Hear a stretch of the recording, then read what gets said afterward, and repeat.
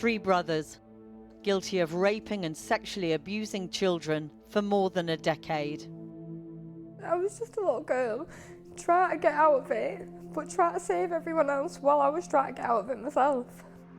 A litany of crimes, a string of victims, a world of drugs, guns and intimidation. They threatened to burn me, my kids, my partner, burn us all in the house. Justice now for some, but it seems not all. Ellie Reynolds told Cumbria police 6 years ago that one of the brothers, known as Sarge Mia, raped and violently abused her. The Crown Prosecution Service decided not to take her case to court. He's now been convicted of more than 40 serious sexual offences, including child rape and indecent assault against different girls in Barrow and Leeds. Ellie left wondering, where is her justice? We followed her story since 2020. Silenced by the legal process, called a liar online and in the streets. Tonight, she gets her say. I was always quite gentle. I always wanted to help other people, even from a young age. I was interested in a lot more things than what I am even now. Do you remember being happy? Yeah, all the time. Yeah. She was always with me. All the time she was with me. She didn't want to go into nursery or school because she wanted to be with me.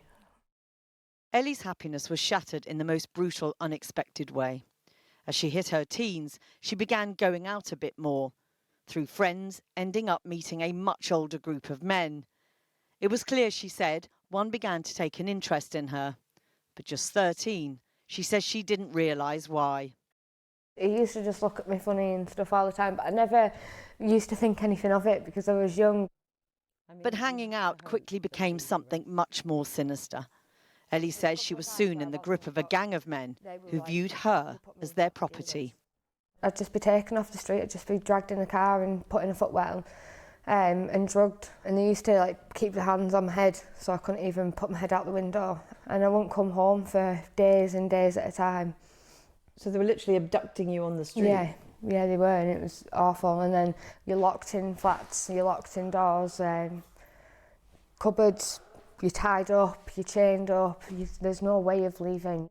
There was no question, she says, of refusing to do what they said. Did you think, I'd love to tell my mum, I'd love to tell my dad? Yeah, but I couldn't. To a little girl, which is exactly what I was, they're that powerful and they're that scary, and they still are now. And I'm 19 now, they're still scary men. So it's at 14, you're better off not saying anything because you don't want. I'd rather have not said anything to my parents than the police knock on the door and tell my parents that I was dead. That was my way of thinking. I didn't know where I wanted to be that was safer because I didn't want to put my family at risk, but then I didn't want to upset them. So it was just, I don't know. I was just a little girl trying to get out of it, but trying to save everyone else while I was trying to get out of it myself. So that made it harder. She was different to her 2 older sisters, so we knew there was something wrong, but couldn't quite put our finger on it. You could talk to her, and then the next thing, it'd just be like, bang. And you'd be like, what was that for? And, it wasn't a tantrum, it was a proper explosion, wasn't it? We were unpacking the car once, and I said something to her, and she blurted something out. Well, I was locked and raped, and I thought, whoa, hold on a minute, this is a bit... It was... Trying to talk to her about it, no chance. She could have her outbursts and tell me little bits, but I was never allowed to ask her or question her. The answer came in the shape of a police officer on their doorstep. There's this guy stood there, and he's like, oh, hello, I'm detective from Cumbria Police. I'm here to tell you your daughter's being groomed. And I'm like, what?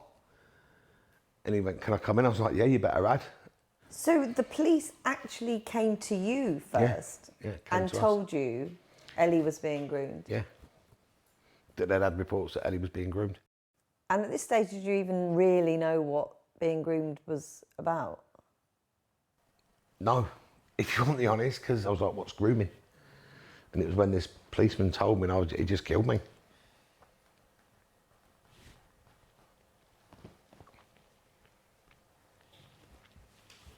What did he tell you it was and what was happening to Ellie? He tried to explain things like sexual assaults could be used to carry out criminal acts for these, it was organised gangs, and that they entice kids in to carry out criminal acts for them. They befriend them, coerce them in, tell them, they're beautiful and all that. And when he got to that point, I said, I don't want to hear no more. I said, I know where this is going, I don't want to hear it. But despite the fact the police appeared to know Ellie was at risk, life for Ellie just got worse. Her parents, and it seems the police, unable to stop her being abused. I was in a flat with nothing in the corner of a room, chained up naked. I was treated like a dog, and I tried to fight back. I tried to run down the stairs. I got away. I tried to run downstairs, and I fell. And the top of the stairs just stood laughing, and you just live that evil laugh then all the time. And I realised that when you argue back, that's when more's going to happen to you. How do you, as a child, get your head round what's happening? How do you stay alive, basically? You don't, because you're that drugged. You don't. You can't even acknowledge half of the people coming in the room. You just don't know. You're just out of it. It was like I was drugged once, and I was in the corner of a room naked, but I felt like I could see myself in the corner. You're so drugged that you can't process any thoughts really, apart from get me home. Get me home. I want to be alive. We locked the house at night, so we locked the doors, we took the keys out, we took the keys to bed, and then we get up the next morning, she won't be there. And yeah, we would. She'd climb out of a window. There was that one night, wasn't there, when she was missing? We reported her missing. She'd been missing 5 days, and we was going out of our head. Ian claims the police simply didn't take missing episodes seriously. He says seeming uninterested when she was found in flats with adult men. In the end, the couple say they begged police to jail Ellie for her own protection. I even asked for to put her in Dane Garth, which is a mental hospital here, but it was just, please help, basically. It was desperation, wasn't it? Yeah. What was going through your head at that stage? How can anyone touch my daughter?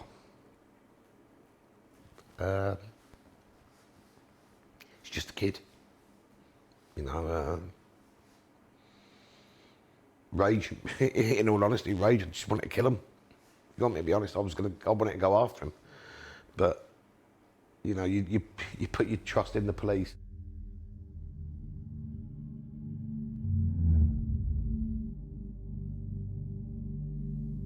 "5 years before 14-year-old Ellie claimed she was being abused, 15-year-old Charlotte is one of several girls being groomed and exploited by the Mere brothers at a takeaway they ran. Lured in by free food and drink, grown men preying on girls often still in uniform. Should have been out with friends, doing hair, and I can't even tell you what a typical teenager did back then because I didn't do it. I didn't live that life.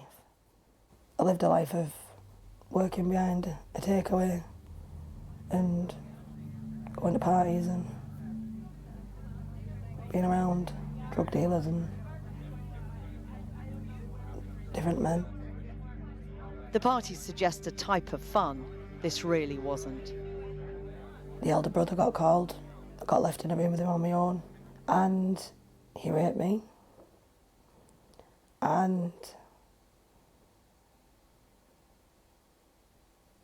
at the end, he left cigarettes and tried to give me a kiss on the side of my face. What do you feel about that? Sickening. I've just held you down, I've just raped you, but he's 6 fags, sorry. I went home that day and I scrubbed myself with bleach in the bath.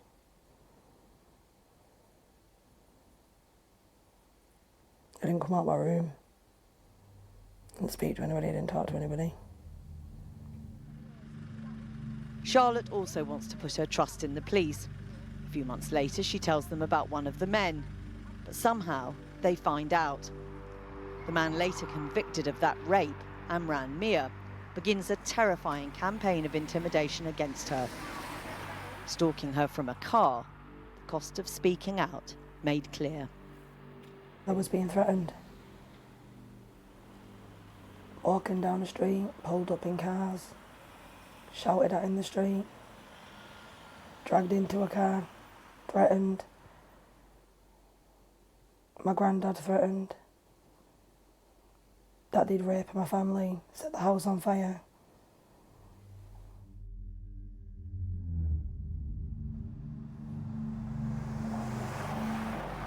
It wasn't the only time the police were directly told about what was going on.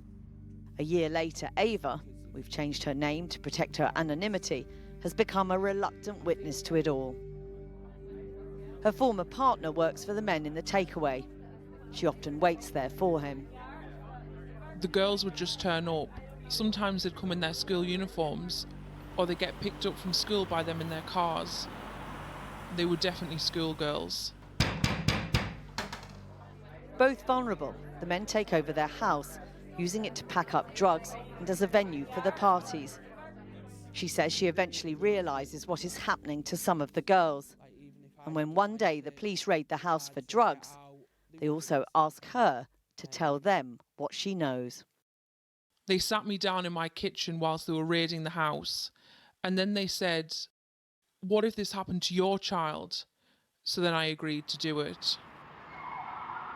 Once again, the men inexplicably find out she's due to make a statement and begin to threaten her.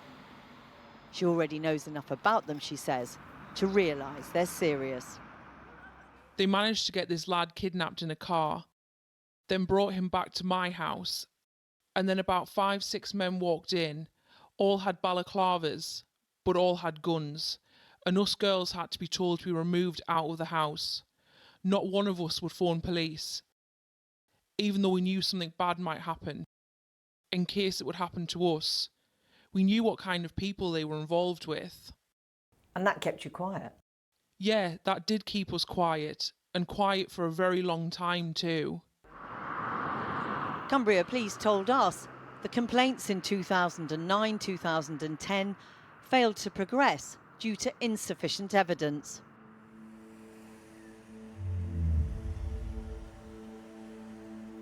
By 2018, Ellie, who's now 17, says she has endured years of abuse. She says she's become terrified he will never stop and that others could be at risk. So she makes a statement to the police. She tells them she has been repeatedly raped and kidnapped. Her main perpetrator, the brother known as Sarge. The next day, it is Ellie who's arrested, accused of blackmailing someone out of £200, a crime she'd always claimed was linked to her abuse. As police doggedly pursue her through the courts, she waits to see if they will do the same for her alleged abuser. Cumbria Police do send a file of evidence to the Crown Prosecution Service, but the CPS decide to take no further action. In a damning explanation, they tell her, "The defence would have suggested to the jury that you have made up the report of rape in an attempt to excuse your criminality in the commission of blackmail." And that came through the CPS letter saying there would be no further action. What did you feel? Well, the CID, I ripped it up in front of him. I ripped it up, and they might as well have just killed me then, because it was like, now the men know that I have reported it. Now I have no protection, and they're coming for me. They're going to kill me. That's the first thing I thought. They're going to kill me. The way she screamed, you'd have thought that someone was stabbing her constantly with a knife. And all she's shouting, well, I might as well be dead then, because now they know I've put these statements in against them. They are going to come after me. And yeah, she's more bothered about that, wasn't she? She's more bothered about... They're going to come after me now, and I live here with my little sister. So despite the fact grooming and abuse had been going on for at least 10 years in Barrow, so far, none of these young women had got justice. Chris Daw is a KC who was so horrified by Ellie's case, he fought the blackmail charge against her pro bono. He says the decision by the CPS is typical of how many victims of child sexual exploitation are still treated by the criminal justice system, even though it is supposed to have learned the lessons of Rotherham and Rochdale, with victims too often finding themselves prosecuted for crimes linked to their abuse.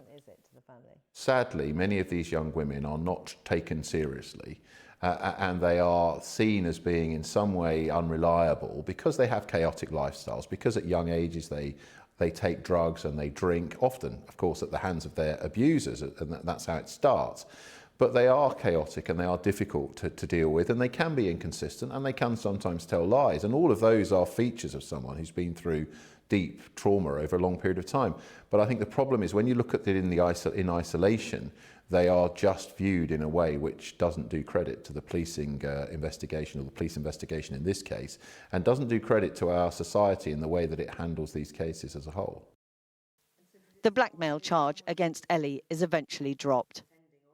A Crown Prosecution Service spokesperson said the Mia brothers were convicted for their despicable crimes and our thoughts remain with the victims they groomed and exploited. We look at each case individually, and after a careful review of the evidence in Ms Reynolds' case, we concluded there was not a realistic prospect of securing a conviction, and we wrote to Ms Reynolds to explain our decision. We know our service to victims and complainants hasn't always been good enough, which is why we've recruited new victim liaison officers to give victims a single point of contact and rolled out trauma-informed training for all CPS staff working with victims of rape and serious sexual assault. But having gone to the police unsuccessfully, Ellie is right to be afraid. From a Facebook account later found to be hacked, Ellie is constantly called a slag. Then, I raped you, you can't do. Maybe I'll come to your house. I'll kidnap you. The police won't do anything. You girls are idiots. It's not just the fear factor, which must have been enormous, that they knew that you'd gone to the police, but the fact that they didn't believe you, or that suggests that they didn't believe you. What was that like after everything you'd been through and after taking that decision to go to the police? I felt like, what was the point? What was the point? I might as well have just not said anything. But though her case is not prosecuted, it triggers more investigation by Cumbria police, and they go right back to Charlotte and Ava and the claims made in 2009 and 2010. If the police let you down once, how do you trust them again? The second time round, I couldn't fault them. They did what needed to be done. But if they'd done it the first time round, there would have been a lot more evidence. The focus moves towards the three brothers, but progress is slow. Then in 2020, new allegations of child sexual exploitation explode like a grenade in the town. A young girl called Ellie Williams posts these pictures of herself online, alongside claims of sadistic abuse she says was meted out by an Asian grooming gang. It prompts Cumbria police to take this very unusual step, releasing this video statement. Is there an organised gang of Asian men in Barrow conducting abuse or otherwise exploitation against individuals? Our investigation has shown that has not been corroborated with otherwise evidence. If it was meant to calm tensions, it merely exacerbated them. Protesters take to the streets. The far-right activist Tommy Robinson appears in town, backing calls for justice for Ellie Williams. Innocent Asian businesses are targeted. Williams is later found to have lied and is convicted of 8 counts of perverting the course of justice for making false allegations. In a statement, Cumbria police told us, the case involving Ellie Williams had a significant impact in the Barrow area. The constabulary issued a video statement shortly after, and specifically in relation to the viral Facebook post. The constabulary highlighted that an investigation was ongoing into reports of abuse and made a direct appeal to anyone who held information on potential grooming gangs to report this to the police. It was made clear that victims of abuse would be supported and their case investigated. But the statement, which had been made by the police, shakes the confidence of the girls being asked to go to trial against the Mia brothers. We know the case of Ellie Williams. She was found not to have been telling the truth. Yeah. Related to her case, the police came out and said there is no Asian grooming gang in Barrow. We've looked at it. Yeah. What did you feel at that point? It just made you feel, made me feel like, what has been going on? Because I believed what happened in this case was grooming, but now they're saying no grooming has been going on. So what has been going on? And I was quite disappointed, upset. But Ava and Charlotte stick with it. The trial collapses once, but the second time, all three brothers are found guilty of a total of 63 sexual offences in Barrow and Leeds. Shahar Amran Mia, the eldest of the three, was found guilty of offences including rape, indecency with a child, kidnap and intimidation. Shahar Alman Mia of 3 charges of sexual activity with a child. The majority of offences, including 9 counts of child rape, sexual assault of a child and 8 counts of indecent assault, are carried out by Shahar Joman Mia, the man known as Sarge, and the man Ellie Reynolds told police was the man who raped her. None of the men were convicted of any drugs offences. We went back to see Ellie again. Now 24 years old, she's delighted others have got justice, but the court verdict is bittersweet. It's so upsetting because you think, how many other people is there as well as me that haven't had their day in court? I also feel a little bit gutted because I think, why wasn't I believed? It kind of upsets me that I never got to put him behind bars, really. We also went back to Chris Dorr, the KC who helped Ellie. He says the entire way exploitation has been dealt with by police and the CPS in Barrow over the past 15 years needs a full independent investigation. We have girls and young women who say, we told the police in 2009, 2010 that this was happening, and yet they have waited until just this year to get justice. I think there needs to be a major independent investigation of Cumbria Police, because Cumbria Police let Ellie Reynolds and so many other young women down over so many years, and these cases resulted in very few prosecutions and often the spotlight being turned on the victims. Yeah, there was a lot of cover girls. I know them personally. There is still people out there who are involved with these people, just not enough evidence to bring them to court. There are more girls out there, definitely, that are too scared to speak up, still to this day. That idea of not being believed, how harmful has that been to you? How wounding has that been to you, would you say? Eventually it just crumbles a person, it really does, and it's not nice at all to ever be accused of being a liar, but especially when you know you're telling the truth. All the women have waited years for justice. For one, it never came.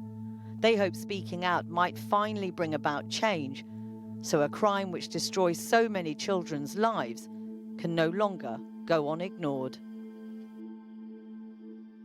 We asked Cumbria Police about Ellie Reynolds' case, and in a statement they said, Cumbria Constabulary thoroughly investigated each allegation reported by an individual in the Barrow area in 2018. A comprehensive case was prepared and presented to the Crown Prosecution Service for a charging decision. The CPS decided not to authorise charges.